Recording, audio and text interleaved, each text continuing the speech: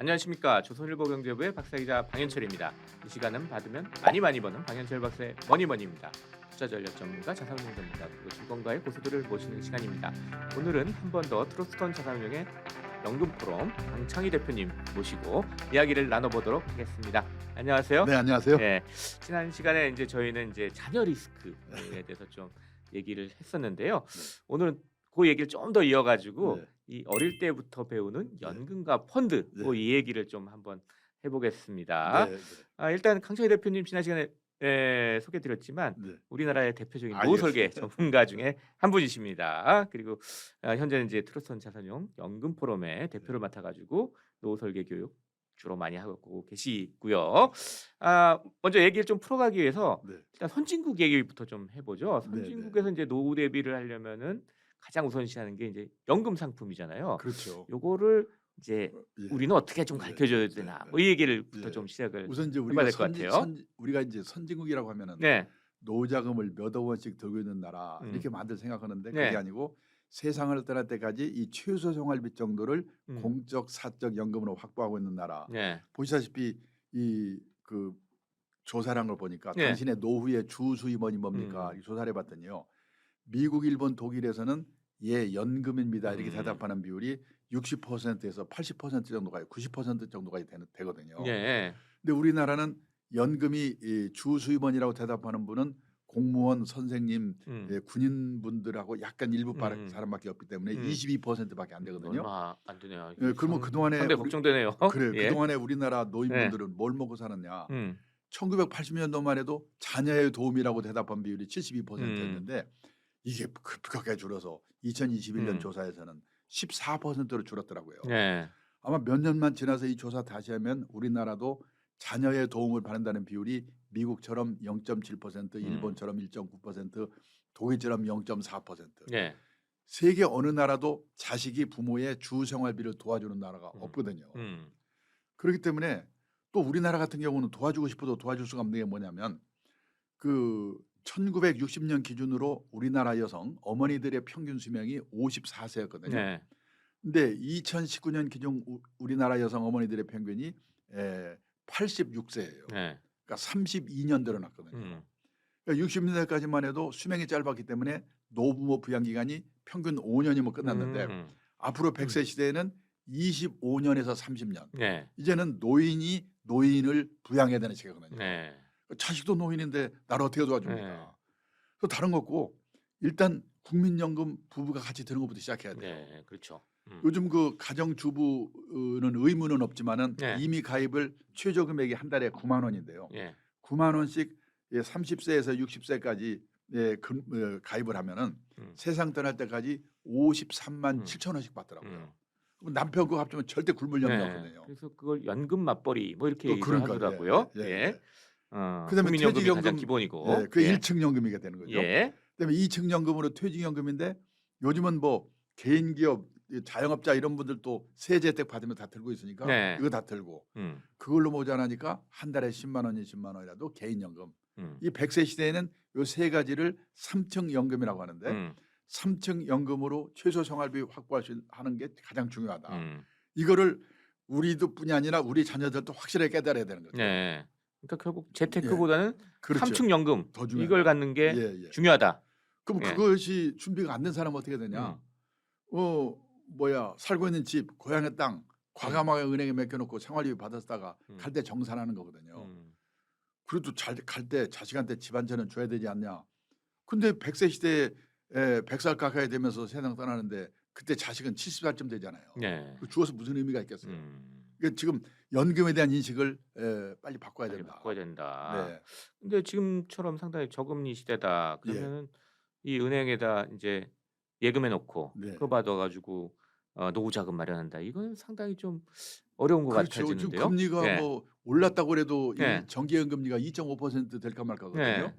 그러니까는 뭐 이 웬만큼 모아서는 도대체 세금 떼고 나면 금리가 몇 푼 안 되니까 저는 그래서 이 금융에 대해서 공부를 좀 제대로 애들한테 해야 시켜야 된다. 되는데 예. 자녀 리스크를 예. 지난 시간에 많이 얘기했지만 그걸 예. 줄이려면 예. 아이들한테 금융에 대해서 제대로 가르쳐줘야 된다. 예. 근데 이 금융이란 게 그냥 단어 자체에 딱 그러니까 들으면 지금 쉬울 근데 것 같아요. 좀 금융용어가요. 어려워요 얘기하기가. 예. 알고 보면요. 예. 별거 아닌데 예를 들어서 음. 주식을 사고 팔고 하면 되는데 매매하고 이렇게 아 얘기하고요. 예. 그 뭐 여러 가지 용어인데 네. 그거를 제대로 알아야 되는데 금융이라는 말이 뭐냐 그러니까 돈 빌려주고 돈 빌리는 거게 금융이잖아요. 예. 금융 상품은 또 뭐냐 음. 빌려주고 빌리는 수단이고. 음. 근데 이제 다양한 금융 상품이 있는데 예. 크게 두 가지로 나눠진다는 음. 거를 저는 뭐랄까 일반 그 어른 투자가분들도 이걸 모르는 분들이 많더라고요. 저는 그래서 제일 먼저 얘기하는 거 뭐냐 우리가 저축해서 돈 모으자 투자해서 돈 모으자 이러니까 수많은 금융 상품은 저축 상품과 투자 상품으로 예. 나눠지는데 그 저축이라는 말과 투자라는 말이 뭐 그냥 저축해서 돈 모으자 투자해서 돈 모으자 하니까 비슷한가 보다 상반된 개념을 갖고 있거든요. 저축의 뜻이 뭐냐 예. 아껴서 모으다라는 뜻인데 예. 대표적인 저축 상품으로 예금이지요. 지급액이 확정된 보험, 지급액이 확정된 연금 이게 저축 상품인데 예. 저축 상품에 가입을 하게 되면은 늘어나는 속도는 느리지만 원금이 깨지는 법이 없거든요. 왜? 금융기관이 운용의 결과를 책임져 주기 때문에. 그래서 저는 그래요. 그러니까 귀찮으시면은 갖다 예금처럼 맡기면 책임져 주는 상품은 저축 상품. 주식이나 펀드처럼 책임 안 져주는 상품은 투자 상품. 이렇게라도 외워두세요. 이렇게 하거든요. 예. 그럼 어떤 돈으로 예금 저축을 해야 되느냐? 단기간 내에 써야 될 돈. 예. 그다음에 원금이 깨져서는 절대 안 절대 안 되는 되는 돈. 거. 이거는 눈 감고 예금 아니면 그 비싼 상품에 집어넣어야 된다. 근데 6개월 후에 딸 시집 보내려고 5천만 원 마련해 놓은 분이 누가 와가지고 주가 오르니까 6개월 동안에 주식에 한번 튀겨서 시집 보내면 어때요? 그 말 듣고 튀기려고 넣었다가는 시집 못 보내거든요. 예. 예. 예. 그게 지금 근데 그런 분이 있어요. 지금도. 그러면 투자의 뜻은 뭐냐? 가능성을 믿고 자금을 투하하다. 주식, 채권, 선물, 옵션, 펀드, 보험 중에서도 변액보험, 예. 연금 중에서도 변액연금. 잘하면 돈 버는데 잘못하면 원금도 깨먹잖아요. 예. 이 리스크가 따르는 상품인데 놀랍게도요. 예. 그 변액보험이나 변액연금을 들었는데 아. 본인이 그걸 들은지를 예. 모르는 사람이 너무나 예. 많아요. 보험 그러니까 그냥 예, 예, 보험인지 아는데 예, 예. 변액이 붙어 있으면 사실 펀드랑 비슷한 거잖아요. 남 얘기 아니에요. 제 예. 아내가 예. 몇 년 전 얘기인데 보험 들었는데 아주 무지하게 뭐 보장되는 보험을 들었다고 그러길래 이상하다 하고 꼬치꼬치 물어보니까 변액보험을 들었더라고요. 근데 이 변액보험, 변액연금은 펀드 투자하는 거나 마찬가지잖아요. 예. 그렇죠. 이런 걸 모르고 드는 분이 너무나 많고 그러면 어떤 돈으로 투자를 해야 되느냐? 예. 단기간 내에 써야 될 돈은 따로 마련돼 있고 시장에 장기간 묻어둘 각오가 돼 있고 비상사태 오더라도 놀라지 않고 참고 기다리겠다는 각오가 되어 있는 돈. 예. 근데 지금 동학개미 투자 보면 그렇게 하고 있지 이렇게 하고 있지 않잖아요. 예. 투자의 개념을 문제죠. 명확하게 알고 예. 그런 돈으로 투자를 해야 된다. 그렇죠. 뭐 예. 요즘 B2 아주 얼마나 많습니까? 예. 그러니까 투자에는 리스크가 따른다는 걸 확실히 알고 그러니까 공부를 해야 된다 이렇게 말을 하는데 예. 근데 문제는 투자에 관한 공부라면 다 뭡니까? 주가 예측, 부동산 예측, 예. 예측에 관한 공부라고 생각하잖아요. 그래서 요즘 뭐 날만 새면 유튜브에서 오릅니까 떨어집니까 네. 뭐 사야 됩니까? 예. 그런데 또 존리 사장 얘기 자꾸 해서 죄송한데 아, 예. 그분이 신문에 네. 귀가 걸 보니까 누가 자기한테 주가 어떻게 되냐고 전망 물어보면 미치겠다고 그러더라고요. 왜 그러냐니까 모르니까. 아니 그 도사 같은 분도 예. 모르는데 보통 사람이 그 어떻게 그걸 예. 예측을 한다는 예측을 공부해서는 알 수가 사실 없는 거죠. 건가? 그러면 예. 그 공부를 하면서 뭔 공부를 하란 말이냐? 예. 그래서 저는 얘기합니다. 자산 관리의 기본 원칙. 예측을 하는 노력은 해야 되지만은 예. 기본 원칙을 공부해야 되고 전문가를 활용하는 법. 이 사람이 전문가냐 이제 식별하는 법. 그래서 저는 한마디로 뭐라고 하냐면 소개를 받아가지고 믿을 수 있고 신뢰할 수 있고 실력 있는 전문가 한 사람을 알아주세요. 근데 그 사람이 제대로 하는지 못하는지를 알기 위해서는 기본적인 원칙은 알아야지 그 식별을 네. 가능하잖아요. 예. 그 공부 정도는 네. 해야 된다는 거죠. 전문가를 판단하기 위한 공부를 해야 된다. 그렇죠. 이렇게 예. 얘기가 되네요. 예. 예. 또 방금 전에 또 아까 리스크란 또 말씀하셨는데 리스크도 또 제대로 모르는 분들이 저는 많더라고요. 이게 큰 문제라고 예. 생각하는데요. 그 리스크를 지금 우리나라에서는 위험이라고 번역하고 있잖아요. 예. 솔직히 저 신문에서도 위험이라고 저도 번역하더라고요. 위험 이렇게 생각을 예. 많이 저는 하는데요. 문제가 많다고 생각하는데 사실 십몇 년 전만 해도 우리나라 사모님들이 세계에서 깡이 제일 좋았잖아요.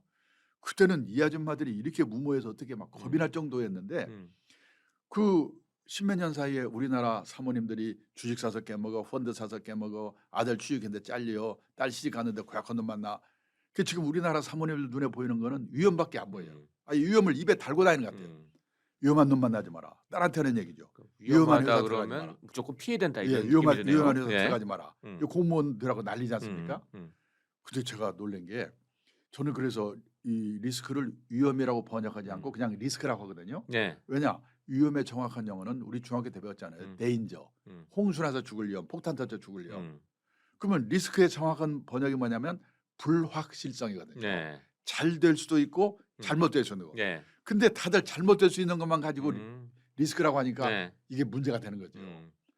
근데 얼마 전까지만 해도 소위 말하는 안전방이라는 게 있었잖아요. 은행에 예금만 해도 금리 10% 넘게 줬잖아요. 또 몇 가지 직업만 선택하면 평생 보장되고. 젊은 근데 사람들은 10% 금리 예. 보지도 못했습니다. 예. 사실은. 예. 근데 앞으로는 결혼을 하는데도 예. 직업을 선택하는데도 자산을 운용하는데도 이 리스크, 불확실성을 테이킹 않지 않고는 풍요로운 인생을 살 수가 없다는 게 문제인데 예. 지금 많은 분들이 공무원은 안전하다고 생각하는데 제가 해외 사례를 보니까요. 네. 아니더라고요. 국민들이 화가 나잖아요. 그러면요. 민간 기업에서 독사처럼 구조조정하던 전문가를 불러가지고 행정기획위원장을 시키더라고요. 그분들이 공무원도 감원시켜요. 감원하고 구조조정 공무원도 그렇죠. 구조조정하는 외국 사례들이 있다 예. 이거죠. 근데 예. 선생님은 또 안전하다고 그러는데 애들이 없는데 선생을 어떻게 합니까? 저는 그래서 이 안전한 직업은 이제 없다. 네. 근데 제가 놀란 게 리스크의 라틴어의 어원이 어디서 나왔냐면 용기를 갖고 도전하다는 데서 리스크가 나왔대요. 예. 저는 그래서 지금 제일 우리한테 시급한 게 뭐냐면 우리도 우리 애들도 용기를 갖고 리스크에 도전하되 관리할 수 있는 지혜를 배워야 우리한테 희망이 네. 있다. 위험 근데 그러면 무조건 예. 피해야 되는 것처럼 생각되지만 리스크 예. 그러면 그걸 감수하고 예, 관리해야 된다. 아니, 사전이 어원이 용기를 갖고 도전하다는 데서 나왔다는 거예요. 예. 저는 근데 우리나라 어머니들이 가지 마, 근처도 가지 마.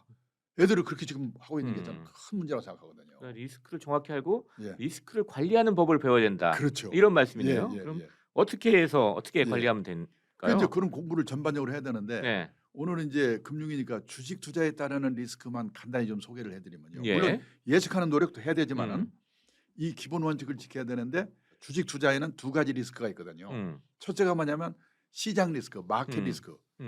우리가 아무리 좋은 주식, 저평가된 주식을 갖고 있더라도 예. 그 2년 전 그 봄에 코로나 사태 나서 폭락할 때 그 몰랐잖아요. 9.12 테러 사태 날 때 몰랐잖아요. 예. 또 그게 언제 끝날지 모르잖아요. 그래서 내가 좋은 주식, 저평가 주식을 갖고 있다면 이 급변 사태가 나타나고 그게 언제 끝날지는 모르지만 그때가 지나갈 때까지를 기다리기만 하면 내 이 좋은 주식이니까 제값을 받을 수 있다. 그래서 그때가 지나갈 때까지 기다려야 된다. 그래서 장기 투자를 하라는 거거든요. 예. 근데 많은 분들이 장기 투자 얘기하면 물리적으로 2년, 3년 그것만 생각하고 신경이 나게 오르는지 떨어지는지 이것만 얘기하고 그러니까 이게 문제가. 장기 투자는 왜냐? 이 불측의 사태가 언제 나타날지 언제 끝날지 모르니까 좋은 주식 갖고 있다면 그때가 지나갈 때까지를 기다려야 된다.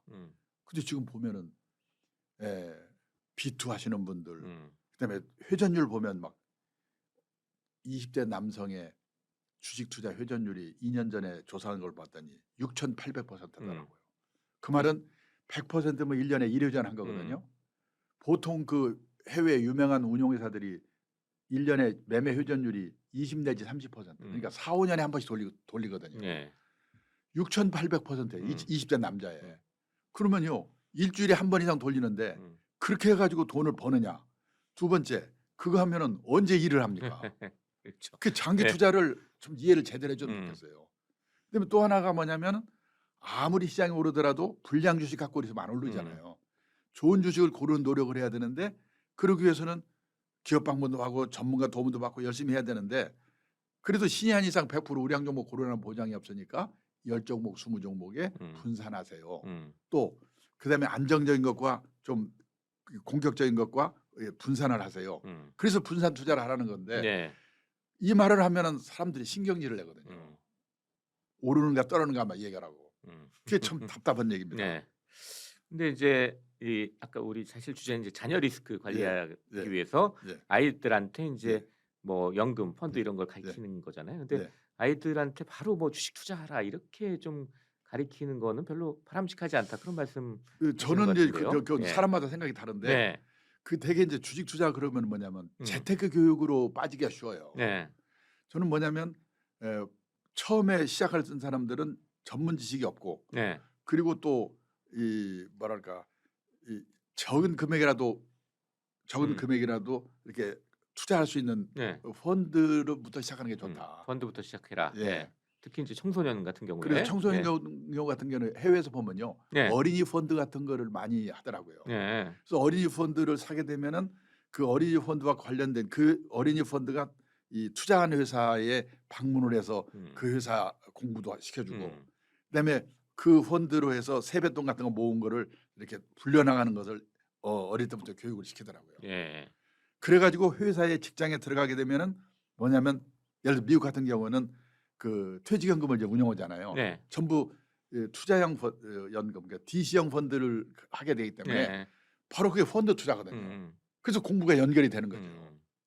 그래서 저는 우리 초등학교 때부터 세뱃돈을 받으면 네. 그 어린이 펀드, 이 펀드를 투자하는 거 습관부터 좀 공부를 시키는 게 좋다. 네. 뭐 펀드는 한마디로 말하면 운용 전문 기관이 일반 투자자로부터 자금을 모아가지고 주식이나 채권 등에 투자를 해서 그 수익금을 분배해 주는 제도다. 예. 이렇게 좀 말하면 되겠는데 음.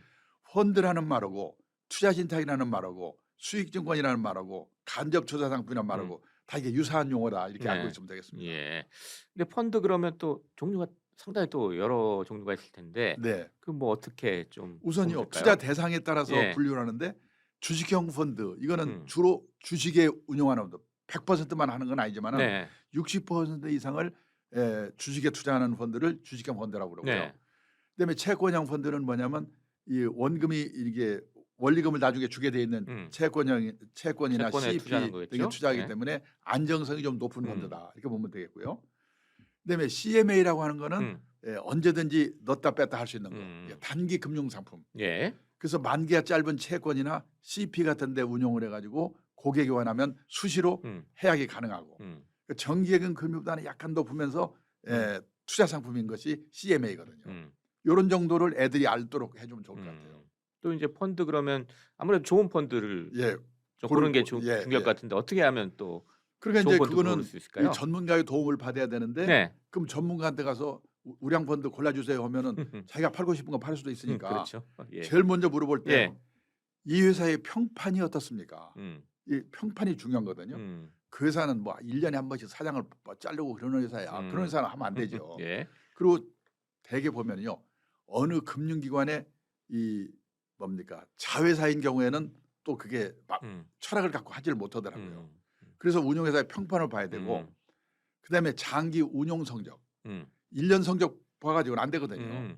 적어도 5년 이상 그것도 꼭 1등만 할 필요 없이 중상 정도를 꾸준히 내는 펀드. 예. 이거를 증거를 보여달라고 해야 되죠. 그 우리 소개해 주는 다 분한테. 공시를 하고 있죠. 사실 펀드 회사는 그러니까 그걸 보면 될 것이고. 공시하는데 이 네. 개인이 들어가서 보기가 쉽지 않으니까 그 상담해 주는 분한테 이 보여달라. 회사의 평판이 좋다는 거에 대해서 좀 얘기를 해주세요. 예. 그다음에 5년 이상의 운용 성적이 벌 때는 많이 벌고 깨먹을 때 왕창 깨먹는 게 아니라 중상 정도를 꾸준히 낸다는 걸 좀 보여주세요.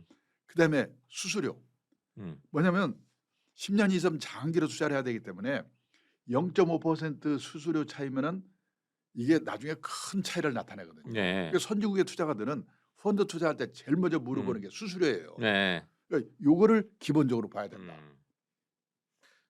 또 이 청소년들 예. 이렇게 목돈 있는 게 아니잖아요. 예, 또 예. 뭐 용돈 받아가지고 이렇게 또 펀드 넣고 이렇게 될 텐데 네.